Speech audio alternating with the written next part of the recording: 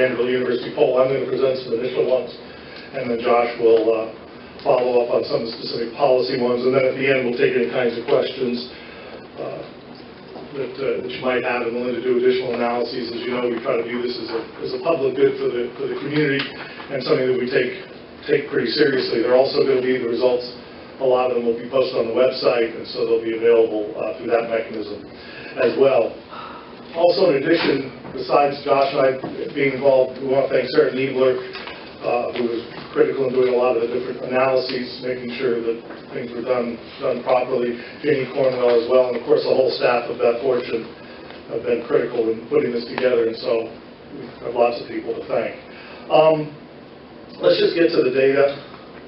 And the first thing that we want to present is simply Haslam's popularity and the state legislatures. Governor Haslam continues to be a popular figure in the state. He stands at 63% approval.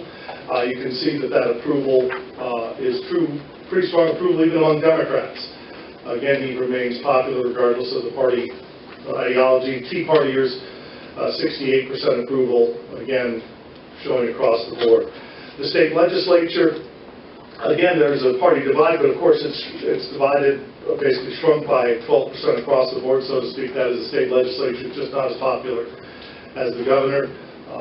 The Tea Party seems to be maybe a little bit more favorable to the state legislature than they are Haslam by comparison, but absolute numbers, again, Haslam is still doing better among the Tea Party. And again, remember, just for the record, that this is people who self-identify as members of the Tea Party, which is 15% of the sample, not a huge number, and that number has been stable during the entire time we've been surveying on this.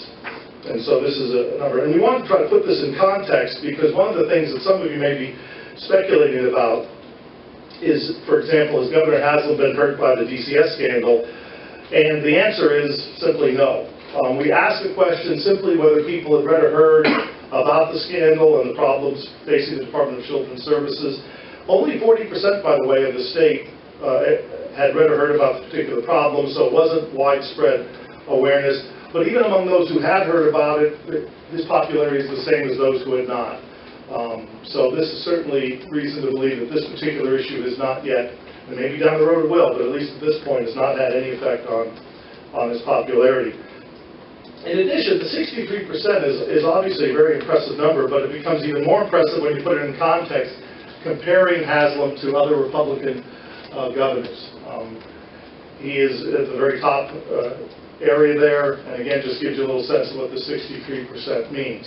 Certainly, we'll be seeing this in a second, but Barack Obama would certainly enjoy 63% popularity if you could have it right now, but he's obviously much lower than that.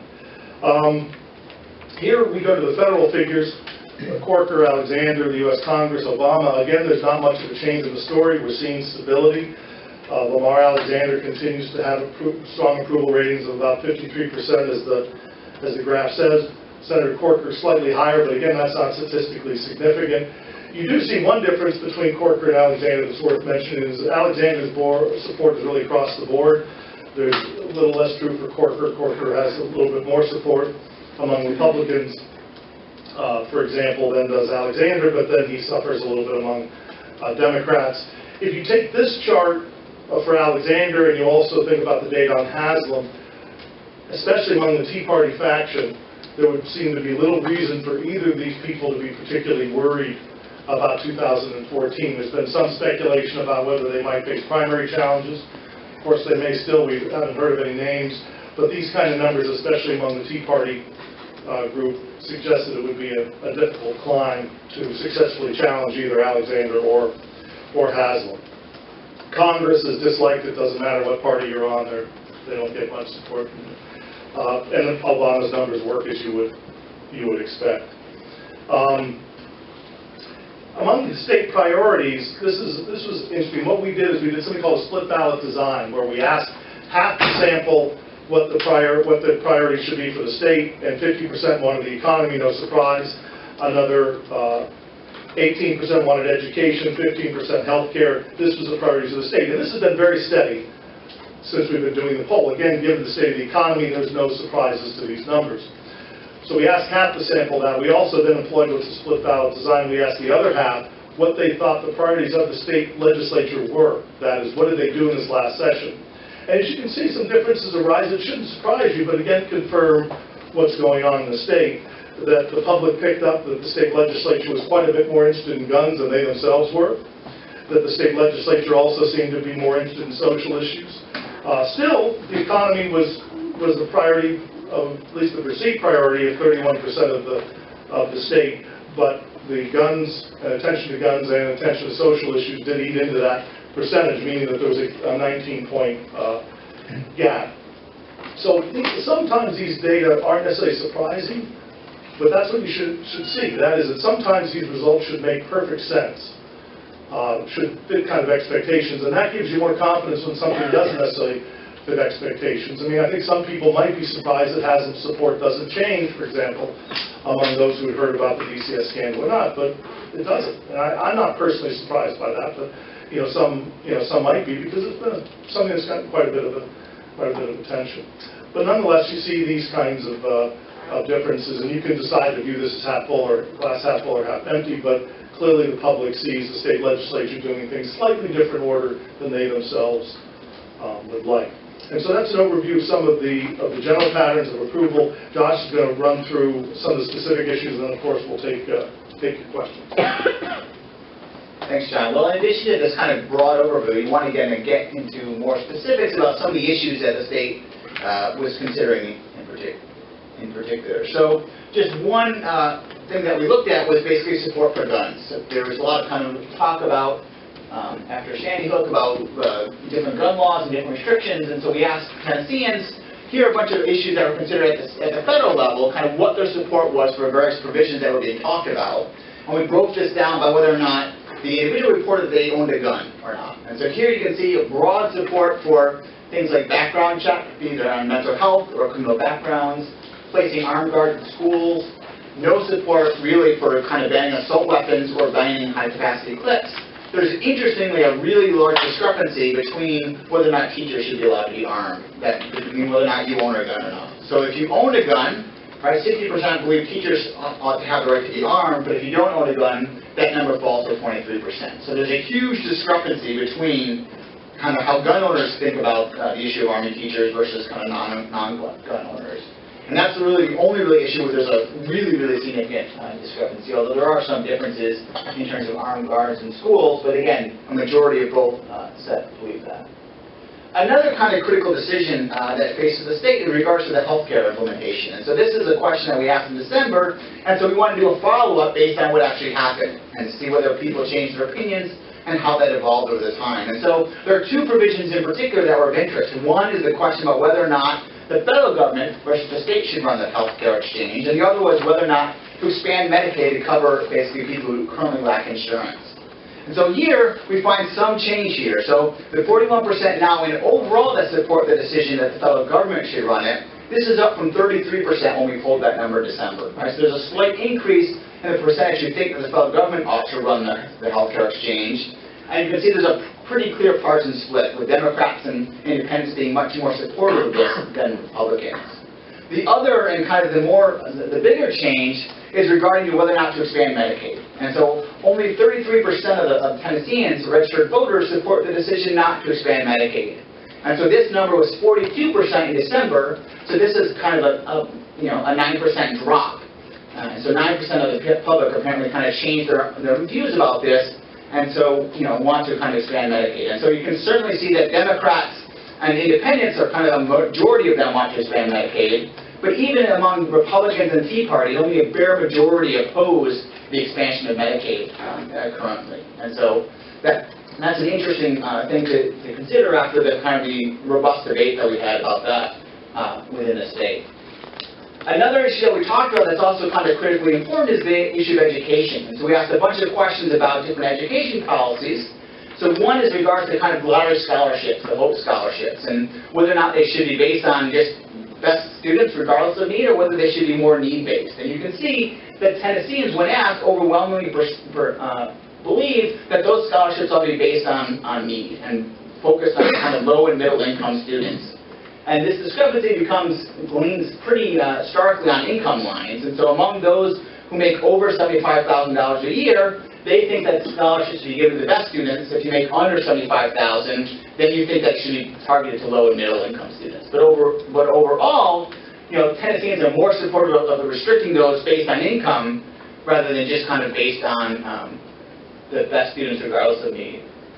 Support for charter schools remains strong. This is something we've been finding over time. It's held in constant about 66%. In terms of vouchers, this is a question that we asked, whether or not you want a statewide voucher program or a more limited program, the type that the governor talked about, kind of restricted to lower income and middle income families from schools who are kind of low performing, or whether you oppose the voucher program altogether. You can see there's a slight majority in favor of a voucher program of some kind, but most prefer a limited program, right, focusing on kind of non-performing schools among kind of lower income families in that sense. This is an interesting question given a lot of the debates that we have about how citizens perceive the tax burden to be in Tennessee. So this is just kind of a straight up factual question. How do you think about the state of Tennessee's taxes relative to other states? And here you can see that, only 26% believe that the tax burden in Tennessee is either below average or one of the least taxed. 38% think they were about average, and 33% think that we're either above average or one of the most heavily taxed. Right, so this is just kind of some baseline about how much taxes Tennesseans are paying, and so Tennesseans, don't like taxes, and they seem that 33% think that we're taxed above average. This becomes a little more interesting when we break this down by partisanship. So if you ask them for different Republicans, Democrats, and Independents, what's your tax burden, you see a pretty stark difference here. So among Democrats, 44% think that Tennessee taxes are above average, whereas Republicans think that taxes either average or below average. Right? Only 14% of Democrats think that Tennessee taxes are below average. Now, what does this mean? Well, we can't say for certain, but there's two possibilities. One is either that Democrats are, because we leave taxes pretty unspecified, so maybe Democrats are thinking about sales taxes, not income taxes. The alternative is that maybe they're just reacting to kind of the state government being controlled by Republicans. Therefore, this is another way to kind of express disapproval. But either way, it's interesting that the perception of tax burdens in Tennessee is pretty starkly divided kind of among partisan lines in this respect. Here's just kind of three issues that the state legislature considered or kind of talked about and kind of what the public thinks about them. So among support, to sell wine in grocery stores, again, we find that among registered voters, the percent who support that is 65%. Right? This is a number that's been constant ever since we polled on it. So again, there remains robust support for selling wine in grocery stores. In terms of the question of whether employers should allow guns to be held in the parking lot by employees, 69% of the registered voters support this. This is actually higher than when we originally polled on this. Perhaps as a result of it being passed, more people now support guns in parking lots than did prior in December when we polled on this. And as to whether or not the state legislature ought to support primary candidates or be able to select primary candidates, you can see there's overwhelming opposition to that. Democrats, Republicans, Independents, Tea Parties all think this is a pretty horrible idea, with 93% opposing this particular change. So another thing that we asked about that's kind of that's happening at the federal level is the question about online sales tax and whether they ought to be collected or not. And so we asked this, it's a difficult question, so we asked it two different ways. One, we asked whether it was good policy or bad policy to collect taxes. And as you can see here, 55% think it's bad policy to basically be charging sales tax for things that are collected online. And whether that's because people are just viscerally reacting against taxes, it's a little unclear. And so we want to ask the question another way to see whether or not it's a fairness issue. So we also asked, do you think it's fair or unfair to local businesses for the fact that you don't have to pay taxes for online purchases? And here you see a somewhat different story. So here the public is evenly split, 47% versus those who say it's fair or unfair, which is still pretty interesting. So depending on how the issue is framed, you can get the numbers moving a little bit, but in general, right, there's not a whole lot of support for taxes. And the final issue is kind of just the question about kind of gay rights in Tennessee. Kind of, again, this reflects kind of a broader shift in the country about, and so we asked a series of questions. These are two that we focused on. So one is a question of kind of gay marriage or kind of civil unions. And so here you can see that basically a slight majority favor some kind of recognition, right? 32% support gay marriage, 17% favor civil unions, and 46% oppose kind of any legal recognition whatsoever. And so this is kind of consistent with the national trend. We're seeing a slightly more liberal movement on this issue, across time. If you ask about kind of health insurance and other benefits that employers should be required to provide, you see an even greater difference. So here, 62% support kind of the extension of kind of healthcare insurance and employer benefits to same-sex partners or domestic partners. So those are the only kind of questions that we're going to talk about. There's more in the executive summary that goes a little more detail on some of the issues, and we're happy to answer any kind of questions you might have about this or any other issues that was addressed in the poll. So thank you very much. Yes?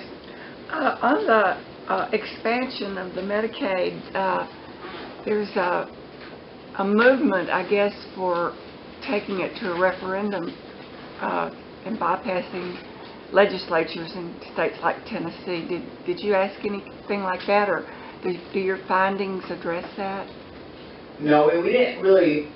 We didn't really ask about the referendum process, or our question didn't kind of incorporate the possibility that Haslam talked about, kind of going a third route.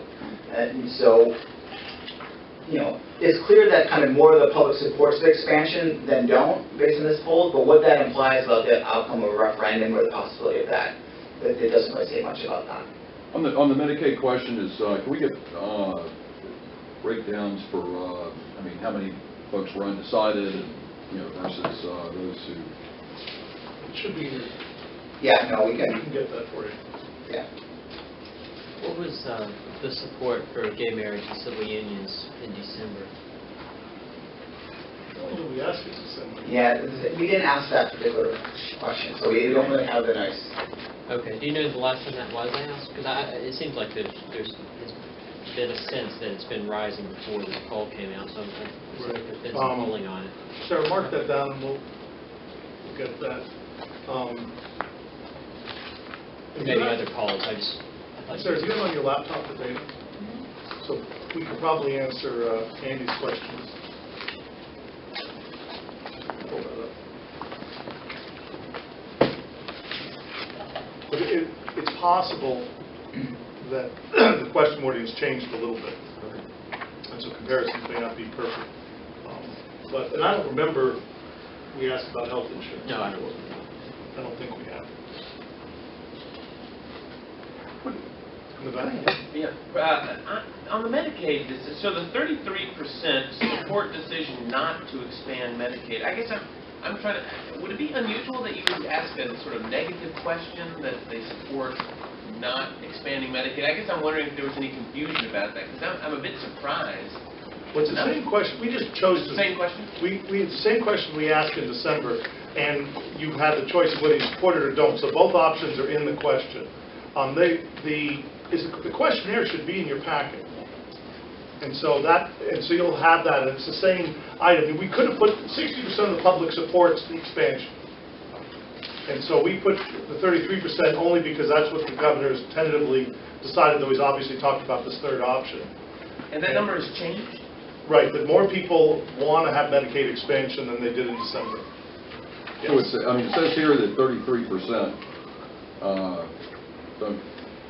don't support the decision not to expand. So that number was 42%. So it's 60. I'm sorry, it was 42% in December. Yes, right. And so if you oppose if you look at the decision to oppose the decision not to expand, that's 60% in May. So 60% want to expand in May. In December, that number was 51%. Okay. And so the ones that don't know, currently 7% don't know what they would do about that.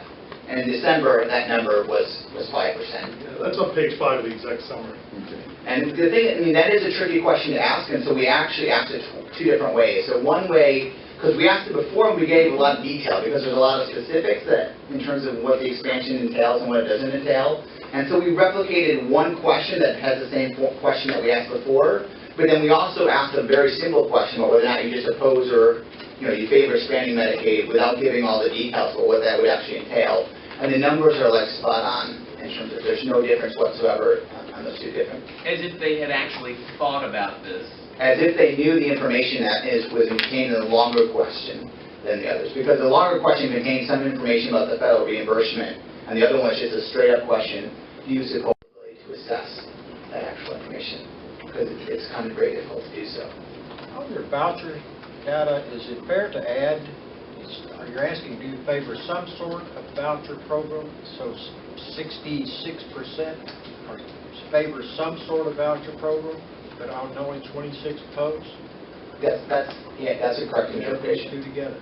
Yeah, so you usually add those together and say that of some type of voucher, about 60% support some flavor of vouchers. Not all of them favor unlimited vouchers, but there's some support for some type of voucher program that exceeds 60%. And that voucher question does tap into the asks about lower performing schools, et cetera. So there's a specific thing we have in mind when we say limited, following what the governor was talking about. And so that what, in some sense, that group of limited, if you force them into either liking vouchers or not liking vouchers, they split. But when you give them the limited option, that gets quite a bit of support.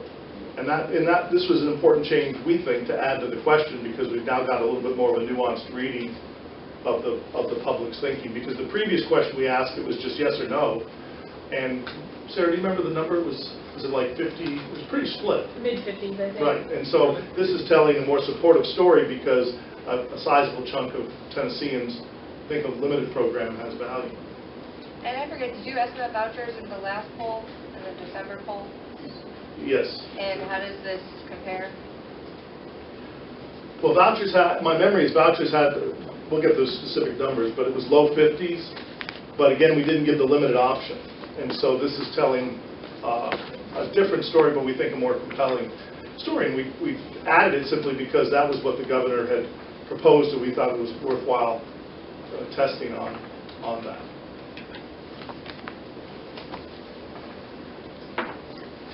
We'll get that. Sarah's pulling up that number. What do you have there?